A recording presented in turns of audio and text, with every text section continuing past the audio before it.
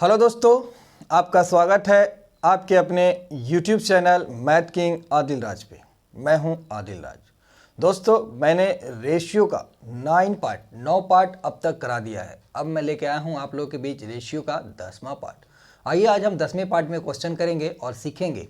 जो विद्यार्थी अभी तक 9 पार्ट तक नहीं देखा है वो जाके देख ले 9 पार्ट तक, तभी आपको अच्छे समझ में आएगा।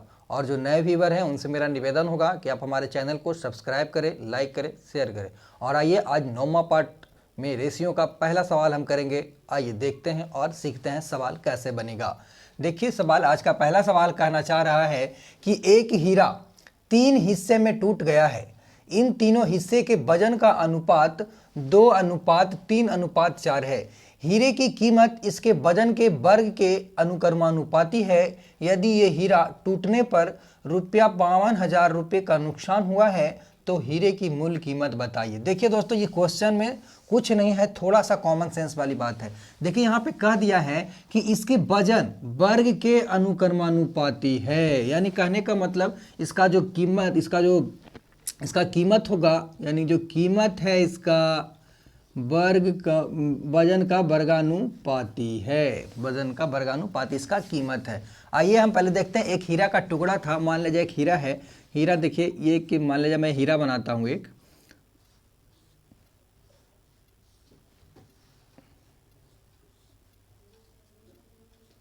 मान लीजिए दोस्तों एक हीरा था, पहले ये एक हीरा था, ये हीरा था और ये किसी कारण से पटकाया, किसी कारण से हीरा गया टूट। अब हीरा टूट गया है तो ये जो बन गया है ये 2:3:4 के अनुपात में हीरा ये टूट गया है। ठीक है, 4 3 7 और 2 9, यानी कि पहले हीरा था 9 और ये टूट गया और ये टूटा है 2:3:4 के अनुपात में ये टूट गया। ठीक है, यहाँ टूट गया। करा हीरे की कीमत इसके वजन के वर्गानुपाती है। ये टूटा है तो इसका ये कीमत क्या होगा? कीमत पहले बोल दिया, यहाँ पे इसका कीमत है वजन के वर्गानुपाती, यानी कहने का मतलब इसका वर्ग, यानी 2 दूनी 4 इसका कीमत। इसका स्क्वायर करेंगे 3 तिया 9, इसका स्क्वायर करेंगे 4 4 16, इसका स्क्वायर करेंगे 9 9 81। यही समझना है दोस्तों, यानी कीमत इसका कैसे निकलेगा। कह रहा है इसका वजन, इसके वजन के वर्ग के अनुक्रमानुपाती इसका क्या कीमत है, यानी कह रहा है इसका कीमत है जो वजन के वर्ग के अनुक्रमानुपाती है। यानी इसका जो वजन 2 के अनुपात में टूटा, यानी 2 किलो मान ले जाए, 2 किलो था तो इसका स्क्वायर करेंगे यानी 4 रुपया इसका कीमत हो जाएगा। अगर ये 3 में टूटा है तो इसका वर्ग करेंगे 3 3 9 तो इसका 9 रुपये कीमत होगा। अगर ये 4 है इसका वर्ग करेंगे 4 16 रुपया होगा। अगर ये 9 है तो 9 का स्क्वायर करेंगे 9 9 81। 9 हमने क्यों लिखा? क्योंकि हीरा टूटने से पहले 9 में था, वो टूटा तब ना 2 3 4 का अनुपात में हुआ, आपने कहा यस। ठीक है, यहाँ मेन इसको पकड़ना था कीमत। ठीक है, यहाँ कीमत निकल गया। अब यहाँ कह रहा है कि हीरा टूटने पर उसे 5200 का नुकसान हुआ। देखिए, कोई सामान वस्तु है, अगर वो सही सलामत है तो उसकी कीमत अच्छी मिलती है, और वो टूट जाता है या पुराना हो जाता है तो उसकी कीमत कम जाती है। यहाँ भी वही सेम कंडीशन हुआ है। यहाँ हीरा था, वो टूट गया 2:3:4 का अनुपात में टूटा है, और तो बेचने गया दुकान में तो उसको कीमत 52,000 रुपये का नुकसान हुआ है उसे। यहाँ देखिए 52,000 का नुकसान हुआ है। यहाँ हुआ है 52,000, यहाँ दोस्तों 52,000 का नुकसान हुआ है। और देखिए यहाँ कितना का नुकसान हुआ है, जोड़िएगा कीमत। यहाँ 52,000 का कीमत का नुकसान हुआ है। कितना नुकसान हुआ? 9 4 13, 9 4 13, 13 13 26, 3 29, यानी दोस्तों यहाँ 29 रुपया। और यहाँ देखिए 81 रुपया। इसको अगर हम घटाते हैं, यहाँ पहले अगर हीरा अगर नहीं टूटता तो वो 81 रुपया में बिकता, लेकिन टूट गया तो 29 रुपया में बिका है। तो ये दोनों में अंतर निकालेंगे तो देखिए 11 में से 9 गया यानी 2, और ये बचे कितना? ये बच गया 7, 7 में से 2 गया, यहाँ बच गया 5। यहाँ ये कीमत में अंतर है 52 का, और ऊपर कीमत में दिया हुआ था अंतर 52,000 का। तो ये कीमत की तुलना कीमत से कर लिया। अब जो कह रहा है उसकी तुलना उससे गुना करेंगे।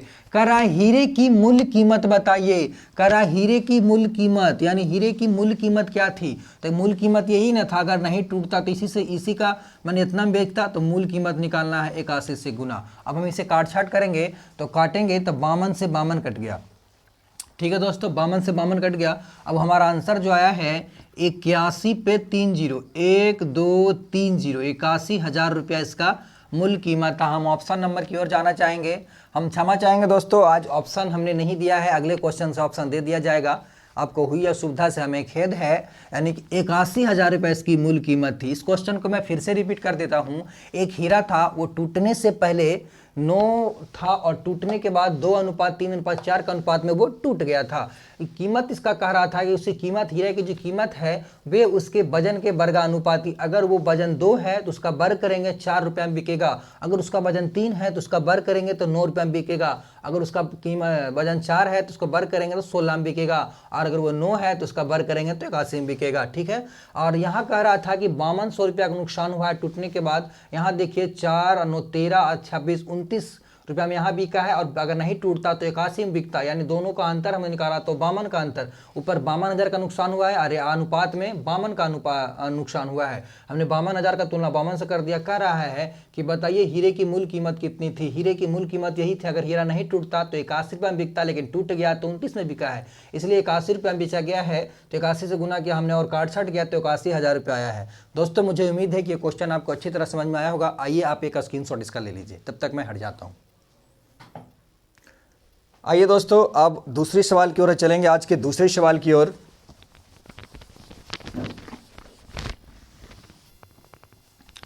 आइए, आज का दूसरा सवाल हम करेंगे रेशियो का, पार्ट 10 का। कह रहा है एक व्यक्ति ने अपनी संपत्ति को इस प्रकार बांटा कि उसके पुत्र व उसकी पत्नी और उसकी पत्नी व पुत्री को प्राप्त संपत्ति का अनुपात 3:1 है। यदि उसकी पुत्री को उसके पुत्र से 10,000 रुपये कम मिले हों तो कुल संपत्ति निकाले। यानी कहने का मतलब एक आदमी है जो संपत्ति का बंटवारा किया है, अपने पुत्र पत्नी और अपनी पुत्री के बीच में बांटा है, 3:1 के अनुपात में बांटा है। कह रहा है बताइए कि उसका कुल संपत्ति कितना है। आइए पहले हम इसका रेशियो निकालेंगे। जैसे कह रहा है कि किसको किसको बांटा है, पुत्र व पत्नी। यहाँ हो गया पुत्र और हो गया पत्नी, इसको बांटा है 3:1 में, 3:1 में बांटा। और किसको बांटा, पत्नी व पुत्र बांटा है, पत्नी और पुत्र के अनुपात में बांटा है, इसको ही बांटा है 3:1 में। यहाँ गौर कीजिएगा, फिर समझिएगा। यहाँ जो लिखा है 3:1 का, कहने का मतलब है कि पुत्र व पत्नी को ही बांटा है 3:1 में और पत्नी व पुत्र को ही बांटा है 3:1 में ही बांटा है। पुत्र और पत्नी को बांटा है 3:1 में और पत्नी व पुत्री सॉरी यहाँ पुत्री होगा, पत्नी और पुत्री को बांटा है 3:1 के अनुपात में बांटा। पहले हम सबका अलग अलग अनुपात निकाल लेंगे। अब देखिए अलग अलग अनुपात निकालने के लिए हमें क्या करना होगा, देखना होगा कौन कॉमन टर्म है। हमने बता दिया पार्ट 1 में ही। देखिए ये दोनों कॉमन टर्म है, इसको हम सेम कर लेंगे तो सबका निकल जाएगा। तो यहाँ 3 है, अगर इसको हम कर लेते हैं 3 से गुना तो ये दोनों इक्वल। तो हम जानते हैं कि जब एक राशि में गुना करेंगे दोनों राशि में गुना करना होगा। आपने कहा यस। अब निकल जाएगा पुत्र का, पत्नी का और पुत्री का अनुपात निकल गया। कितना निकल गया, पुत्र का अनुपात निकल गया 3 × 9, पत्नी का निकल गया 3 और पुत्री का निकल गया 1। 9:3:1 निकल गया। फिर से 3 × 9 पुत्र का, पुत्री का पत्नी का निकल गया कितना 3 और पुत्री का निकल गया 1। 9:3:1 निकल गया। अब क्या कह रहा है, कह रहा है कि यदि उसकी पुत्री को उसके पुत्र से, यानी पुत्री और पुत्र का अंतर दिया हुआ है 10,000 रुपया कम मिला है। कम या ज़्यादा का मतलब होता है अंतर। यहाँ 10,000 कम मिला है और यहाँ देखिए पुत्र और पुत्री में कितने का अंतर, यहाँ अंतर है 8 का। यहाँ हम 8 से डिवाइड करेंगे। अगला क्या कह रहा है, तो बताए कुल संपत्ति निकाले। तो कुल संपत्ति कितना था, 9 3 12 और 1 13 कुल संपत्ति था। अब हम इसे काट छाट करेंगे। काटते हैं इसको, हम 4 से काटते हैं तो 4 दूनी 8, इसको काटेंगे 25 चौका 100 और 2 0। अगर हम 2 से काटते हैं तो 12.5 बार में। अगर हम गुना करते हैं तो गुना कीजिए तो 1 0 पहले उतार देते हैं। 13 × 5 = 65 के 5 बाकी 6, 13 दूनी 26, 26 × 6 = 32 के 2 बाकी 3, 13 और 3 16। यानी कि 16,250 रुपया हम ऑप्शन नंबर 1 की ओर जाना चाहेंगे। ऑप्शन नंबर 1 की ओर 16,250। इस क्वेश्चन को मैं एक बार फिर से रिपीट कर दूं ताकि आपको अच्छी तरह से समझ में आ जाए। आइए हम समझते हैं फिर से। यानी एक आदमी था जो संपत्ति का बंटवारा कर रहा है पुत्र और पत्नी के बीच, पत्नी और पुत्री के बीच। पुत्र और पत्नी का अनुपात 3:1 था और पत्नी का पुत्री का अनुपात 3:1 था। हमने पहले सबका रेशियो निकाला, रेशियो निकल गया। यहाँ कह रहा था कि 10,000 रुपये कम है, किसमें किसमें, पुत्री और पुत्र में 10,000 का अंतर था। यहाँ पुत्र और पुत्री में अंतर 8 का था। हमने इसका अंतर का तुलना अंतर से कर दिया। करा कुल संपत्ति बताई तो कुल संपत्ति यही था ना, तो 9 3 12 1 13 से हमने गुना किया और काट छट किया, आ गया 16,250। ऑप्शन नंबर 1 की ओर जाना चाहेंगे। आप इसे एक स्क्रीनशॉट ले लीजिए, मैं हट जाता हूं। अब आइए अगले क्वेश्चन की ओर। दोस्तों मैथ एक ऐसा सब्जेक्ट है जब तक इसे आप मथेंगे नहीं, मैथ का मतलब ये होता है मथना, यानी कहने का मतलब मैथ को आप जब तक 10 बार 20 बार किसी भी सवाल को नहीं बनाइएगा जब तक आप कंफर्म नहीं हो पाइएगा। आइए हम अगले सवाल की ओर चलेंगे। कह रहा है जब एक पार्क में टिकट की कीमत 11:12 के अनुपात में बढ़ाई गई तो पार्क में आने वाले दैनिक आगंतुकों की संख्या 8:7 के अनुपात में गिर जाती है। यदि टिकट की कीमत में वृद्धि करने से पहले दैनिक राजस्व इतना रुपया था तो टिकट की कीमत में वृद्धि करने के बाद प्राप्त हुआ दैनिक राजस्व ज्ञात करें। आप एक बात बताइएगा हमें, जब भी कोई पार्क हो या टिकट हो या कहीं भी हम जाते हैं उसकी कीमत अगर बढ़ जाती है तो लाजमी बात है कि वहाँ देखने वाले लोग कम आ जाते हैं, यानी आगंतुकों की संख्या कम हो जाती है, इससे राजस्व भी कमेगा। आप सही बात समझ सकते हैं। यहाँ भी यही क्वेश्चन कर रहा है, कह रहे कि एक पार्क है जिसमें टिकट की कीमत बढ़ाई गई। देखिए ये पहले और ये बाद, ठीक है। पहले कीमत था 11 रुपया, बढ़ा के कर दिया 12 रुपया। ये क्या है, कीमत है, कीमत है। 11:12 के अनुपात में बढ़ाए गए। तो पार्क में आने वाले दैनिक आगंतुकों की संख्या 8:7 में। अब क्या हुआ कि व्यक्ति, यानी जो व्यक्ति आ रहे थे, यानी व्यक्ति या आगंतुक कुछ भी कहिए, वो हो गए, पहले आते थे 8 जो अब आने लगे 7 के अनुपात में। हमें बताइएगा पैसा टोटल कैसे निकलेगा, टोटल आगंतुक और एक आदमी का पैसा से गुना कर देंगे, टोटल निकल जाएगा। जैसे कहने का मतलब मेरा कोचिंग का फी है 500 रुपया और मेरे यहाँ 10 लड़के आ रहे हैं, टोटल फीस कितना निकलेगा, 5,000 होगा। एक बच्चे का फीस 10 से गुना कर देंगे। तो यहाँ भी ऐसे एक का टिकट इतना है और 8 व्यक्ति आते थे पहले, तो कितना टोटल होगा। इसकी कीमत हो गई, ये कीमत हो गई 11,88 रुपया, ये पहले, और अब कितना बरसते 84 रुपया हो गया। यानी व्यक्ति 8 आते थे पहले, जो हो गए 7, कीमत 11 से 12 हो गया तब, तो टोटल कीमत 88 रुपया, यहाँ 84 रुपया। यहाँ कह रहा है कि टिकट में वृद्धि करने से पहले दैनिक राजस्व 76,000 आता था, यानी कि पहले आता था 167 पर 000, यानी जब वृद्धि नहीं किया गया था तो उस समय इसका कीमत जो आता था इतना रुपया वसूलाता था। और अब जो वसूला, पहले बताता था इतना, अब पहले इतना वसूलाता था, है ना, वृद्धि करने से पहले। तो वृद्धि करने से पहले ये, पहले वृद्धि करने से पहले इतना मिलता था, यहाँ इतना से गुना कर देंगे, सॉरी भागा देंगे। और अब क्या कह रहा है, तो बताइए वृद्धि करने के बाद प्राप्त हुआ दैनिक राजस्व, तो करा है तो टिकट की कीमत में वृद्धि करने के बाद प्राप्त हुआ दैनिक राजस्व, तो वृद्धि किए हैं तो वृद्धि में 84, तो यही प्राप्त होगा हमें, तो इससे हम गुना कर देंगे। अब काट छाट करेंगे, वही आपका आंसर होगा। देखिए दोस्तों 11 से काटेंगे 11 8 88, 11 से काटेंगे 11 एक बार में, यहाँ बचेगा 6, तो 11 6 66 कट गया, 1 2 3 0। अब इसको हम काटेंगे, ये काटेंगे 4 से, तो 4 दूनी 8, 4 दूनी 8, 4 एक बार में कट गया। इसको काटेंगे तो ये कटेगा 8 बार में, तो 8 पर 3 0। अब इसको गुना करेंगे तो 3 0 तो हमारे पास ऑलरेडी होगा ही, और 21 से गुना करेंगे तो 21 68 से होता है ना, यानी 16,800 रुपया हमारा वृद्धि करने के बाद आया है। हमने जब बाद वृद्धि किया उसके बाद आया, तो हम ऑप्शन नंबर जाना चाहेंगे, ऑप्शन नंबर 1 की ओर, ऑप्शन नंबर 1 की ओर। इस क्वेश्चन में कुछ नहीं दोस्तों, पहले कीमत 11 था, बढ़ा कर दिया 12, व्यक्ति की संख्या पहले 8 आती थी, अब आ गया 7, हमने से पूरा कीमत निकाला। जब कीमत बढ़ा दिया गया है तो पहले इतना प्राप्त होता था, यहाँ पहले 88 प्राप्त होता था, तो करा बढ़ाने के बाद कितना प्राप्त हुआ है, बढ़ाने के बाद 84 प्राप्त हुआ, काट छट के 16,800 आ गया। आप एक स्क्रीनशॉट ले लीजिए, मैं हट जाता हूँ। मुझे उम्मीद है कि आपने स्क्रीनशॉट लिया है। अब आइए अगले सवाल की ओर चलेंगे और आज का चौथा सवाल हम बताएंगे।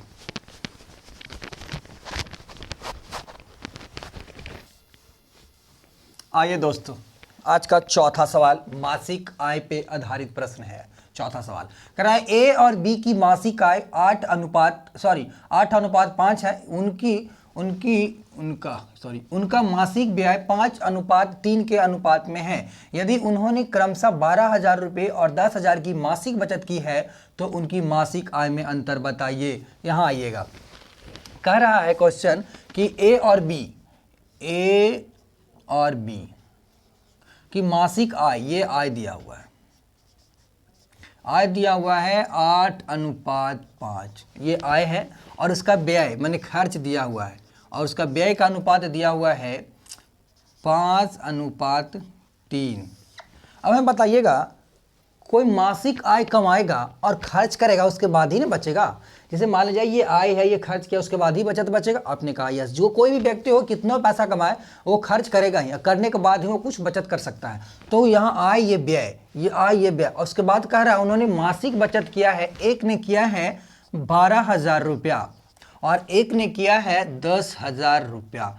दोस्तों एक बात हम ध्यान रखिएगा आप लोग सभी विद्यार्थी, कि जब भी ऐसा प्रश्न आए आय का अनुपात और व्यय का अनुपात दिया रहे और उसका मासिक बचत दिया रहे निश्चित के अनुपात में, तो ऐसे प्रश्न को हम करते समय याद रखेंगे कि क्रॉस मेथड से बनाएंगे। देखिए क्रॉस मेथड कैसे लगाते हैं।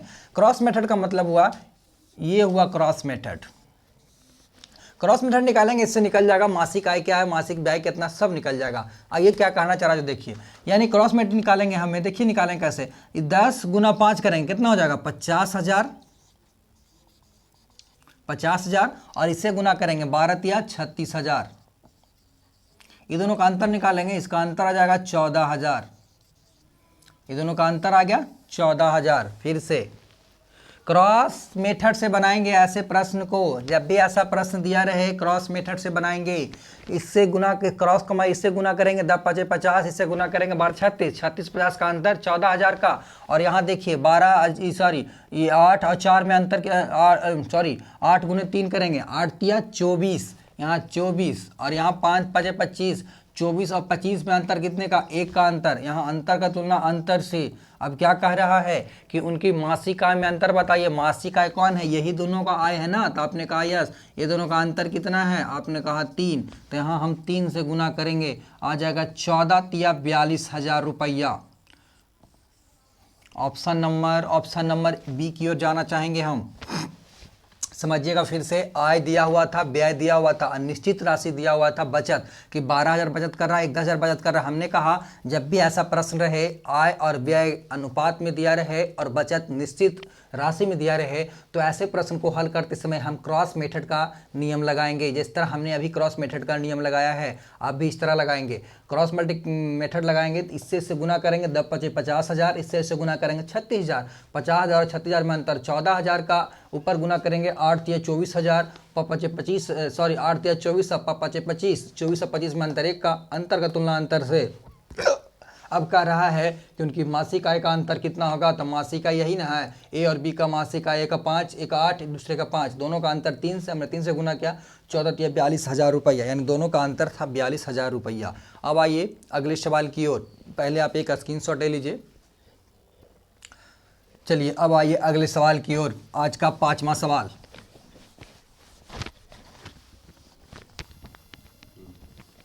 आइए दोस्तों, आज का 5वां सवाल क्रॉसी पे आधारित है। कह रहा एसएससी चयन प्रक्रिया में चुने गए और ना चुने गए लोगों का अनुपात 11:2 था। यदि 40 कम लोगों ने फॉर्म भरा होता और 20 कम चुने गए होते तो चयनित और अचयनित लोगों का अनुपात इतना होता। इस प्रक्रिया के लिए कितने उम्मीदवारों ने आवेदन किया था।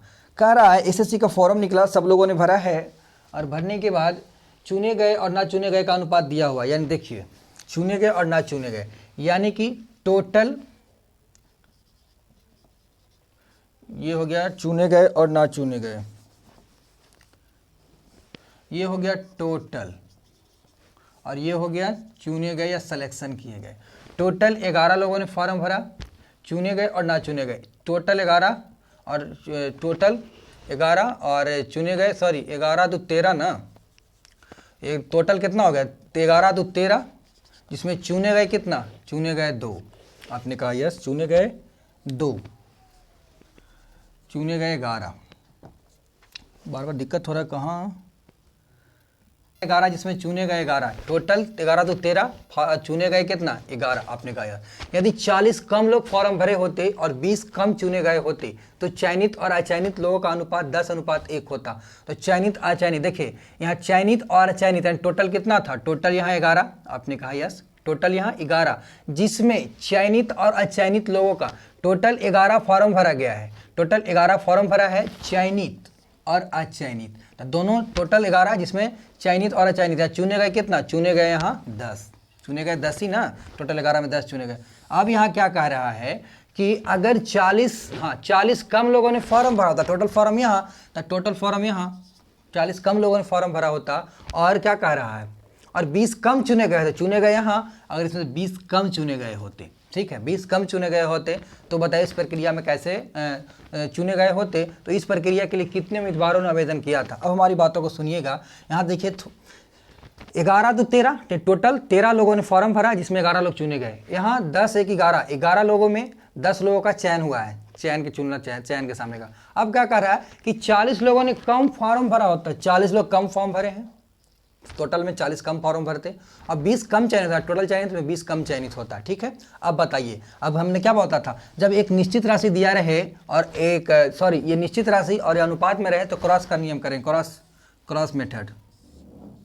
अब कीजिए 11 दूनी 22 यानी कितना 220, 10 चौका 40 यानी 400, यानी 400 और 220 में अंतर 180 का। आपने कहा यस, यहाँ 180 का अंतर है। अब देखिए ये दोनों में अंतर 13 दाहों के 30 से 130, 11 11 121, 13 दाहों के 30 से 11 11 121, ये दोनों में अंतर 9 का, यहाँ 9 का, इसका तुलना इससे। अब जो कह रहा है उससे निकाल देंगे। कह रहा है इस प्रक्रिया के लिए कितने उम्मीदवारों ने फॉर्म भरा था, टोटल उम्मीदवार कितना थे पहले 13, तो 13 से गुना 9 दूनी 18, 13 दूनी 9 दूनी 18 और 13 दूनी 26 यानी 260, यानी 260 लोगों ने फॉर्म भरा था। Option number B.